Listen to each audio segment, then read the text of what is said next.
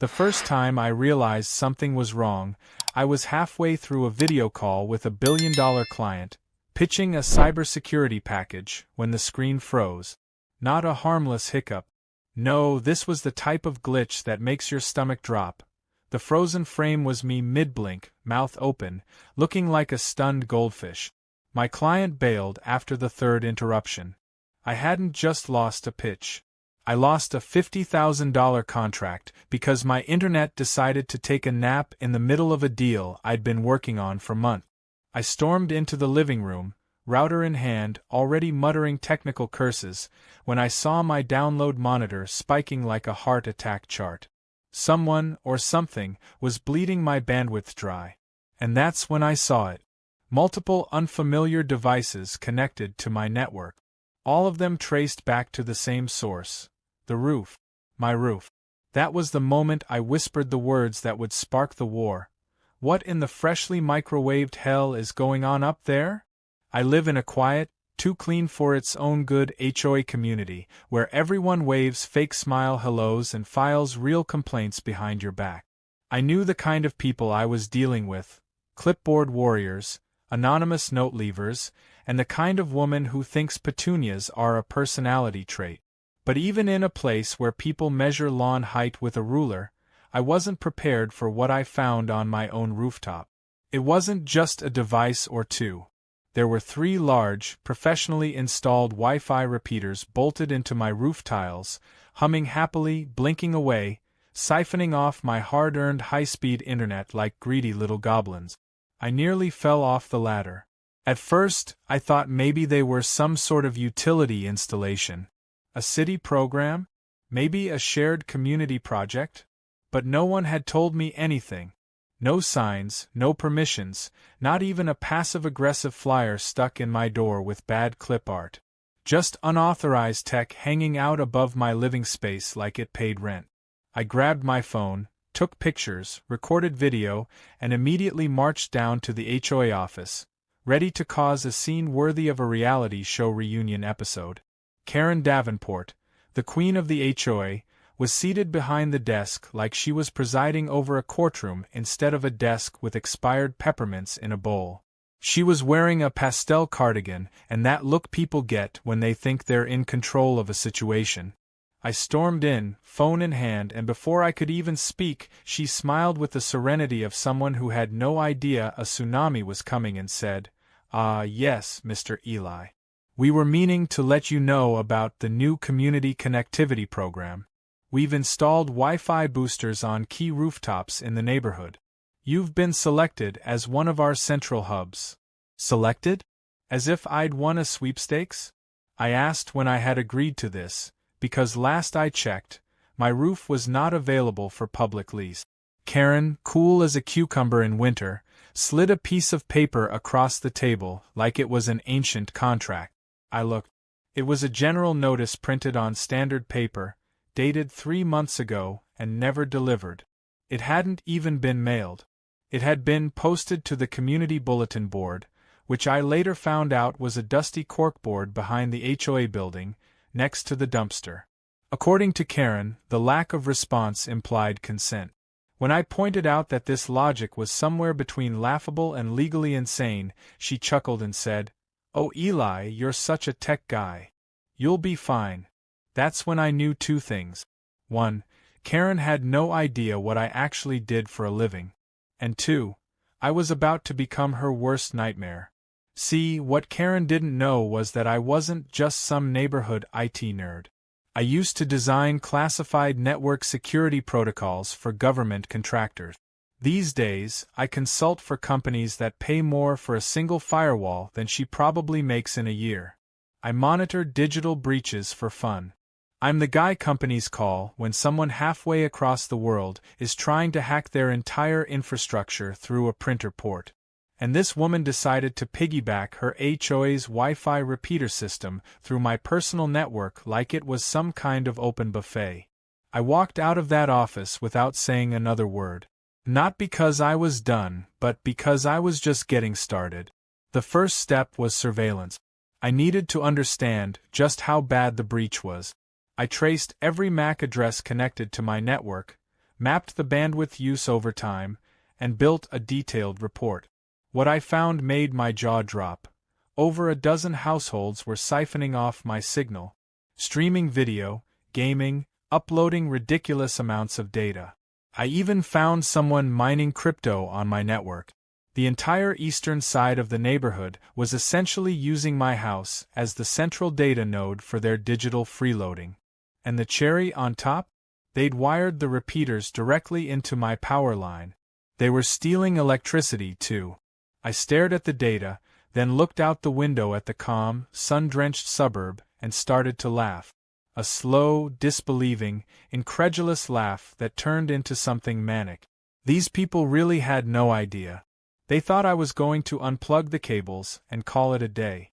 They thought I was going to grumble, maybe file a complaint and wait 6 months for someone to look into it. But I wasn't going to do any of that. I was going to hit them where it hurt most, in their wallets, in their TikTok connections, and in their HOA-approved sense of order. They wanted bandwidth? They were about to pay for every byte. And when I say pay, I don't mean metaphorically. I fired up my laptop, cracked my knuckles, and began writing what would become the most beautifully passive-aggressive splash page in digital history. It would look official. It would seem like a standard provider update. And once they clicked agree, they would essentially be signing into a system that tracked, billed, and throttled every kilobyte they consumed. But that was just phase 1. This wasn't just about getting even. This was going to be fun. The first thing I did after setting the bait was give it a name. Operation Bandwidth Clampdown. It felt appropriately petty, ominous, and just techie enough to sound like something from a spy movie. I wasn't just going to cut off their Wi-Fi. I was going to charge them for it. After all, if they insisted on using my roof for their signal, then why not treat it like a premium service? But to make it work, I had to be surgical. One false step and they'd notice something was off. Karen would storm back into my life with another nonsense legal threat, and the HOA would circle the wagons. No, this had to be subtle, at least at first. I began by building a fake splash page that looked like a genuine provider agreement update. It had the right colors, the right fonts, even a little fake logo I whipped up in Photoshop called Skyfiber Enhanced. It was triggered the moment someone connected to the repeater signal. To the unsuspecting residents using the free Wi-Fi, it just looked like a routine policy update.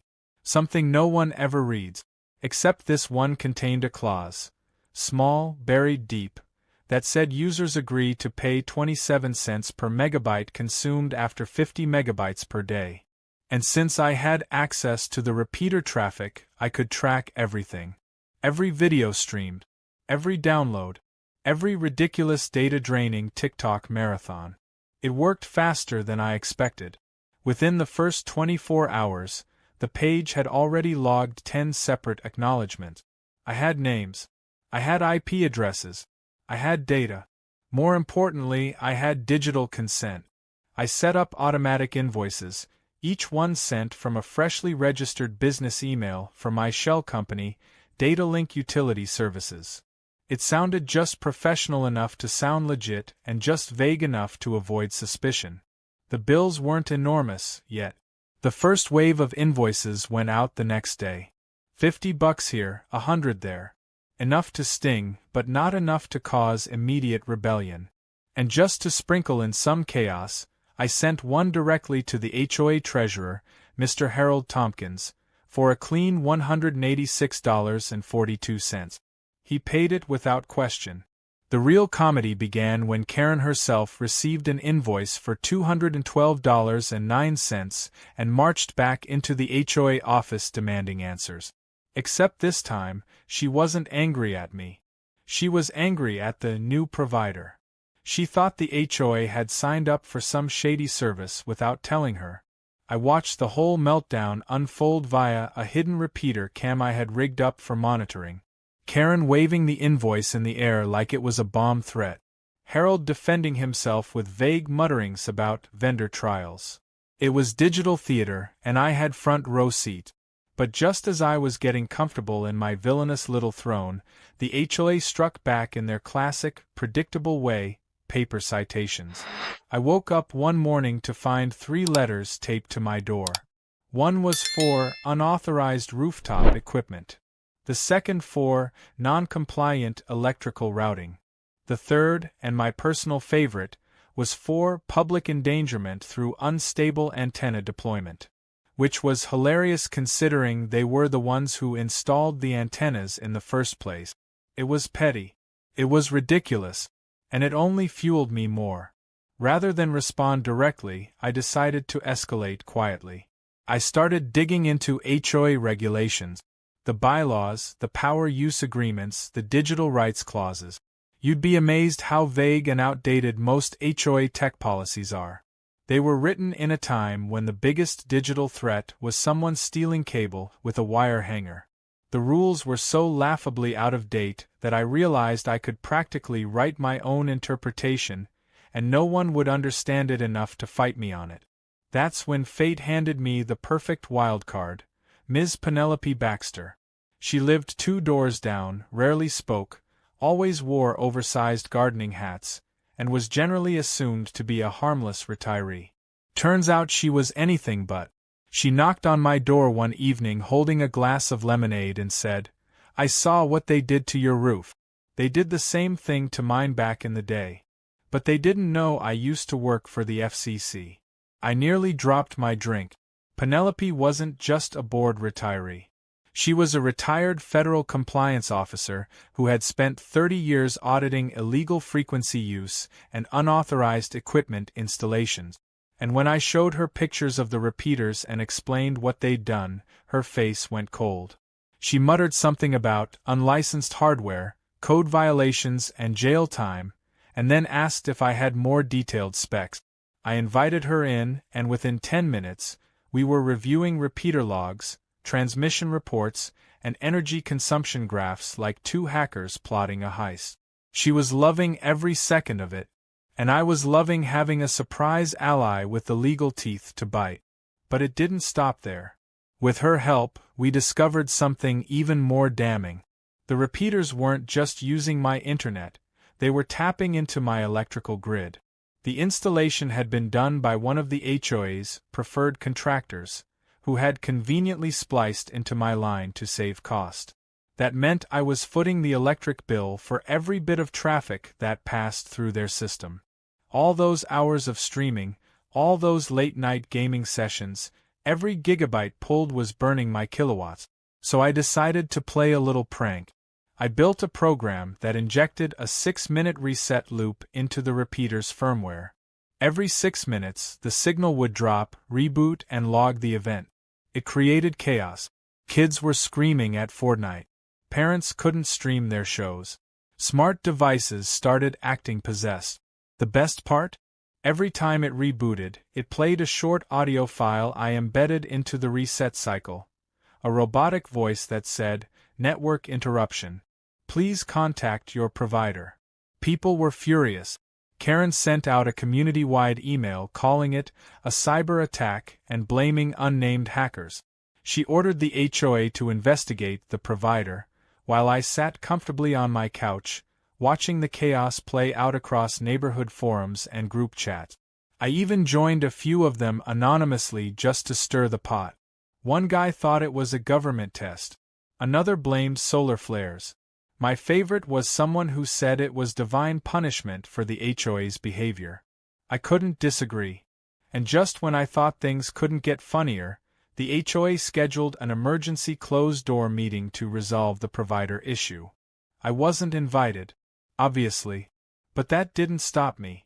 I used one of the repeaters as a Trojan horse, connecting into their private call and broadcasting it live to a closed Facebook group called HOA Horrors, which had more than a few disgruntled members. The reactions were priceless. Karen yelling about digital terrorism, Harold panicking about the invoices, and Penelope watching beside me, sipping her lemonade and saying, "They really don't know who they're dealing with, do they?" They really didn't. But they were about to find out. The HOA retaliated like a toddler with a crayon, messy, dramatic, and completely missing the point. A week after the great bandwidth blackout began, I found a bright orange notice nailed. Yes, nailed, to my front door. It claimed I had made unauthorized roof modifications and had exactly 7 days to restore the structure to community standard condition. What did that even mean? Was I supposed to uninstall their illegally installed repeaters and pretend none of this happened? Because that wasn't happening. 2 more citations arrived the next day, this time for suspicious wiring visible from the sidewalk and an alleged violation of aesthetic uniformity standards. Apparently, my Ethernet cable, barely visible along the edge of the wall, had somehow offended the architectural soul of the neighborhood. I stood in my driveway holding the stack of citations and laughed. These people had no clue that the more they pushed, the more creative I was going to get. While Karen and the HOA board played amateur hour power games, I continued gathering evidence. I had photos, power usage graphs, surveillance screenshots, and now documented retaliation. But I wasn't just playing defense anymore. I was building toward something much bigger. That's when I noticed something odd on my energy monitoring dashboard. My smart system tracks every watt of electricity used in my home. But the data showed a spike, consistent, daily, and unexplained.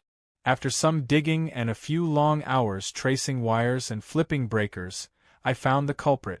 The repeaters weren't just leeching off my Wi-Fi. They were hardwired into my main power line. Not even through a secondary outlet or a piggyback circuit. No, this was a clean, deliberate splice into my breaker panel, routed through a junction box that had been sealed and painted to blend in with the rest of the exterior. A contractor didn't just cut corners. They committed theft. This wasn't a prank anymore. This was straight up illegal. And I had the proof. With Penelope's guidance, I compiled everything into a formal FCC complaint and submitted it through the proper channels. But bureaucracy takes time, and I wasn't about to wait for paperwork while Karen continued pretending she was queen of the cul-de-sac. So I moved to Phase 2, the power bounce trap. It was elegant. A simple script connected to my smart home hub that monitored load variant. Whenever the load spiked beyond a certain threshold, say, during prime-time movie hours, the system would cut power to the affected circuit for 10 seconds, then restore it.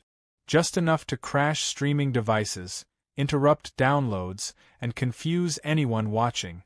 And it wouldn't trigger the breaker, so no one would know what was causing it. The best part?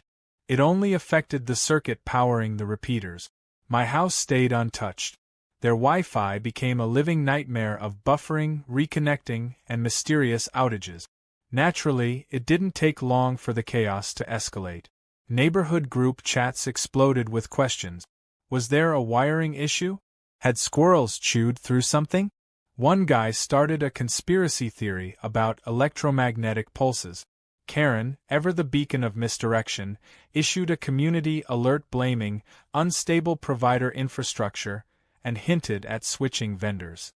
She even threatened legal action against the unnamed contractor she thought was behind the dropouts.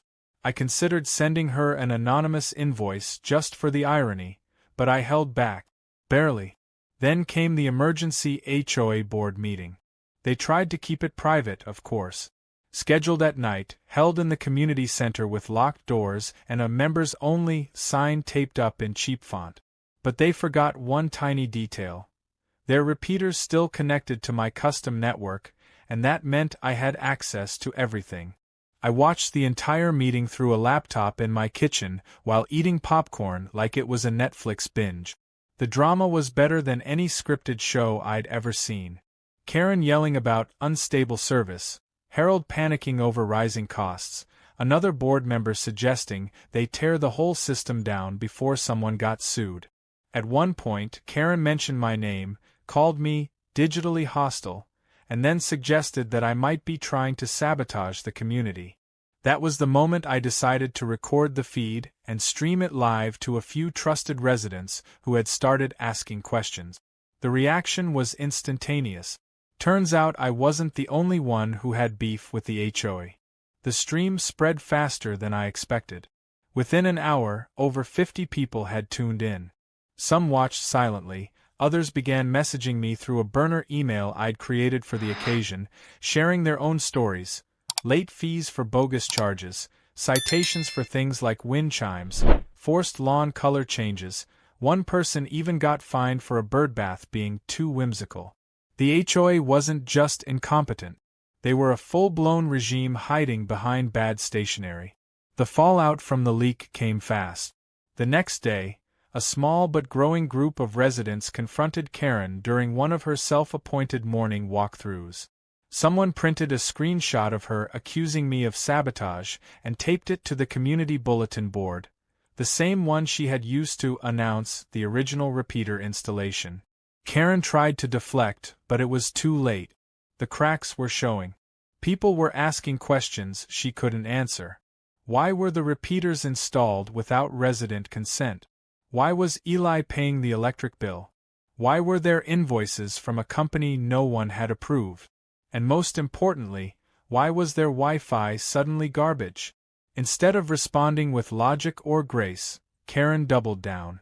She issued another round of fines, this time for community defamation and dissemination of private HOA materials. She even implied in a follow-up letter that I might be guilty of cybercrimes. That's when I sent her a formal cease and desist notice, on legal letterhead, from a real attorney friend who owed me a favor. The letter outlined her overreach, the violations of my property rights, and made it very clear that any further action on her part would result in a defamation suit and possible criminal proceedings.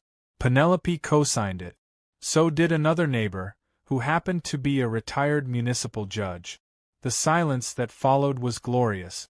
But the cherry on top didn't come from me. It came from Harold, the HOA treasurer, who suddenly realized he'd been paying invoices from Datalink Utility Services without vetting them.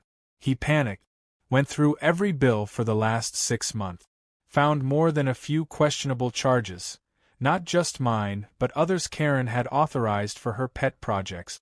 When confronted during a follow-up meeting, she accused him of financial negligence. He fired back with a printed spreadsheet and stormed out of the room. By the time the dust settled, Harold had resigned, 2 board members had abstained from further votes, and Karen was left sitting at the head of a rapidly collapsing empire. I knew then the end was near. But I wasn't done. I was just getting started. It was one thing to watch the HOA unravel from a distance, but it was something else entirely to stand in the middle of the chaos you caused and still be the only person who looked like they had a plan. The moment Harold resigned, a power vacuum opened up that Karen scrambled to fill, but her grip was slipping. The other board members, now terrified of legal trouble, became indecisive and quiet. Emails went unanswered. Citations stopped arriving. Meetings were postponed indefinitely. The HOA had gone from overbearing to paralyzed, and I wasn't about to let them regroup. With Penelope's help, I filed a formal request for immediate HOA transparency and accountability audit. These were obscure clauses buried deep in the bylaws, the kind of rules no one ever reads, but they were real and legally enforceable. They forced the HOA to disclose all spending, decisions, and communications over the past fiscal year. I made sure to send the request as a certified letter, with a digital backup sent to every resident's inbox. Suddenly, Karen wasn't just facing a few grumbling neighbors, she was staring down a small army, all legally armed and hungry for answers. But while that battle brewed in slow motion, I turned my attention to something far more satisfying: the great disconnection. The repeaters still sat up on my roof, humming along miserably, resetting every 6 minutes and feeding a stream of automated fake service messages. I decided it was time to take them down, but not before one final act. Using the same system I'd used to monitor the traffic, I injected a firmware update that transformed the repeaters into decoys. Instead of distributing internet access, they now broadcast a Wi-Fi signal named Karen_stole_bandwidth. Anyone who tried to connect was redirected to a landing page that simply said, "Ask the HOA why your Wi-Fi is trash." The reaction was immediate. People started snapping photos and posting them on the neighborhood message boards. Screenshots circulated with captions like "Savage," "Legend," and "Not all heroes wear capes." Someone even made a meme of Karen's face next to a router with flames behind it. The HOA's reputation, already hanging by a thread, collapsed overnight. Even the most compliant residents, the ones who once sent polite emails about hedge trimming, started questioning everything. I didn't even have to do anything anymore. The system I'd built was doing all the work for me. All I had to do was sit back and enjoy the fallout. But I wasn't entirely heartless. With the chaos reaching a boiling point, I decided to offer a solution, on my terms. I drafted a proposal and presented it to the residents directly, bypassing the HOA entirely. The plan was simple. I would assume full responsibility for managing neighborhood connectivity, including high-speed internet infrastructure, maintenance, and network security. In return, I would charge a modest monthly fee, directly billed to users who opted in. No forced participation. No hidden fees. Total transparency. The response was overwhelming. Within 2 days, more than half the residents had signed up. They trusted me more than they trusted the HOA, and I couldn't blame them. Karen, of course, lost her mind. She tried to block the proposal, claiming I was illegally forming a communications monopoly. She even called the city and tried to report me as an unlicensed service provider. But she hit a wall, because thanks to Penelope's connections and some quick paperwork, Datalink Utility Services was now an officially registered local vendor.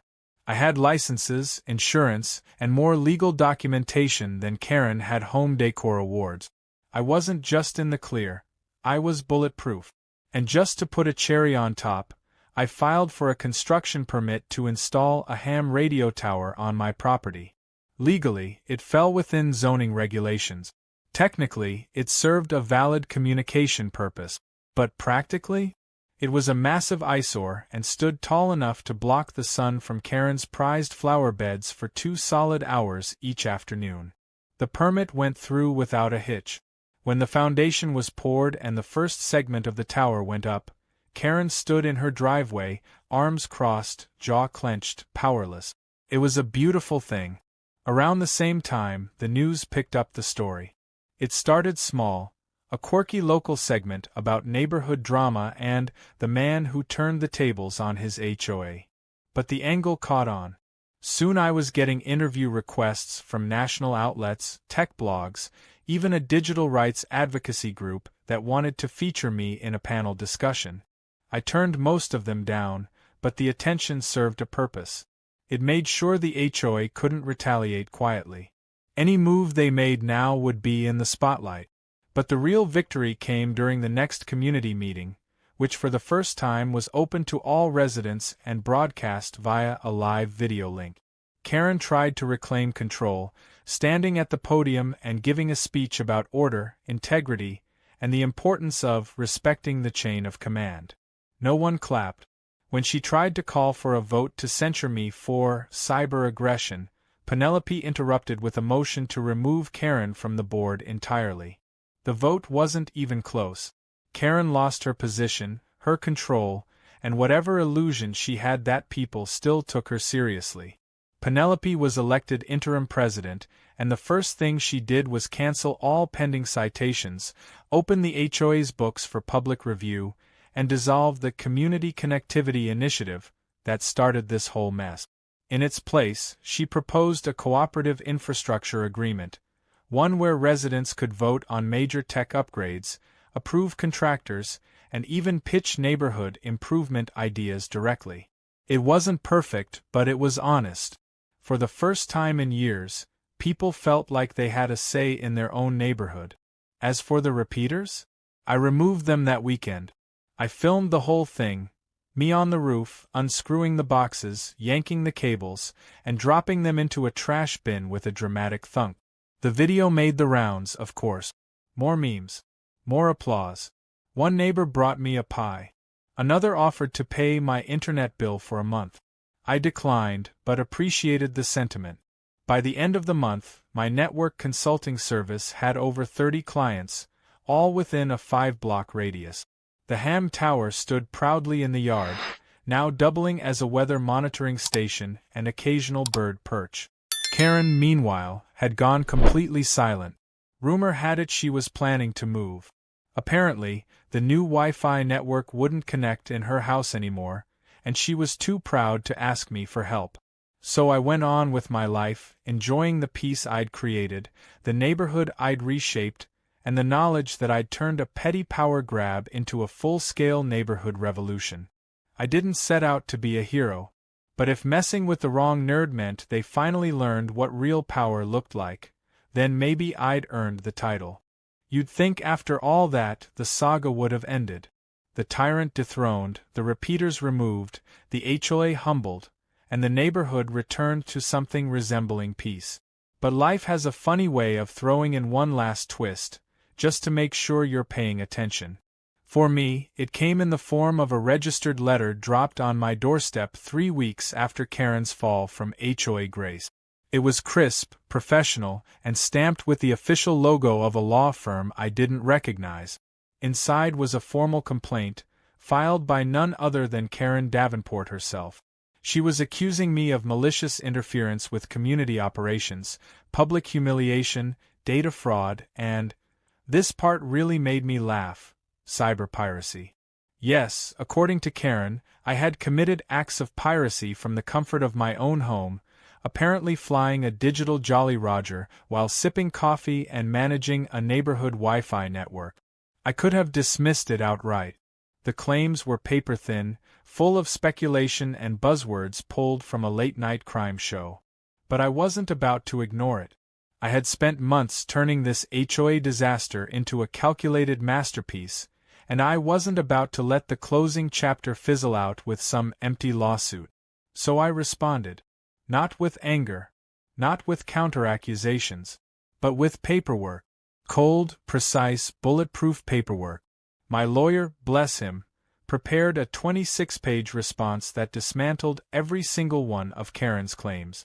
Attached to it was a counterclaim of my own, detailing the unauthorized installation of commercial equipment on private property, energy theft, property code violations, and the retaliatory conduct Karen had orchestrated through her position in the HOA. It wasn't just a legal reply. It was a roadmap to her downfall, lined with receipts, digital logs, time-stamped images, and signed resident affidavit. Karen's lawyer must have taken one look at it and realized they were sitting on a live grenade, because the case never made it to court. 2 weeks later, I received another letter. This one apologetic. Karen was dropping her complaint, citing personal stress and mental fatigue. Translation, she lost. And she knew it. Word spread quickly, and the victory wasn't just mine. The entire neighborhood felt it. The silence from Karen's end grew louder with each passing day. She stopped walking the block, stopped waving at passing cars. Her once perfectly manicured yard turned slightly wild, and there were whispers about a for sale sign coming soon. I didn't gloat. Okay, maybe a little. But mostly I enjoyed the sense of closure. She had tried to take something from me, my network, my peace, my power, and I had taken it all back without breaking a single law. In a world full of petty control freaks and entitled bureaucrats, that felt like a rare kind of justice. The HOA, now led by Penelope and a newly elected board, went through a complete reboot. The new leadership implemented changes that actually made sense. Transparent finances, open forums, rotating leadership roles, and most importantly, a ban on any new technological installations without full community approval and homeowner consent. People started caring about their neighborhood again, not out of fear of citations, but because they finally felt heard. And because no one wanted to be the next Karen. Penelope, meanwhile, had taken to calling me her digital watchdog. She joked that I should be getting a monthly stipend for cybersecurity services, and honestly, she wasn't wrong. The infrastructure I built for my consulting business became the neighborhood's unofficial backbone. Secure, stable, and monitored with care, not surveillance. Residents now had access to fast internet with clear billing, privacy guarantees, and zero interference from any HOA nonsense. A few even approached me with interest in expanding the model to nearby neighborhood. I told them I'd think about it. After all, every hero needs a day off. But just when I thought the dust had finally settled, one last surprise came knocking, literally. Late one evening, I heard a soft knock at the door. I opened it to find a delivery guy holding a small, nondescript box. No return address. Just my name printed cleanly on the label. I took it inside, opened it carefully, and laughed out loud when I saw what was inside.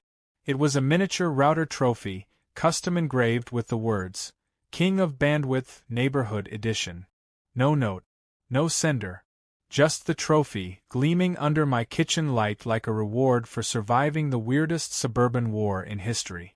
I placed it on my shelf, right next to the books on cybersecurity and the framed photo of my dog wearing sunglasses. It felt right. Fitting. Because the truth was, this wasn't just a story about Wi-Fi or power theft or HOA madness. It was about boundaries. About standing up when someone thinks they can bulldoze through your rights just because they've got a clipboard and a title. It was about knowing your worth and having the skill and the patience to outmaneuver people who think they can get away with anything just because they've always gotten away with everything. In the weeks that followed, I made peace with the idea that things would never fully go back to how they were before. But in some ways, they were better. My neighbors respected me now, not just as the guy who fixed the internet, but as someone who stood up to a system that had gone unchecked for too long.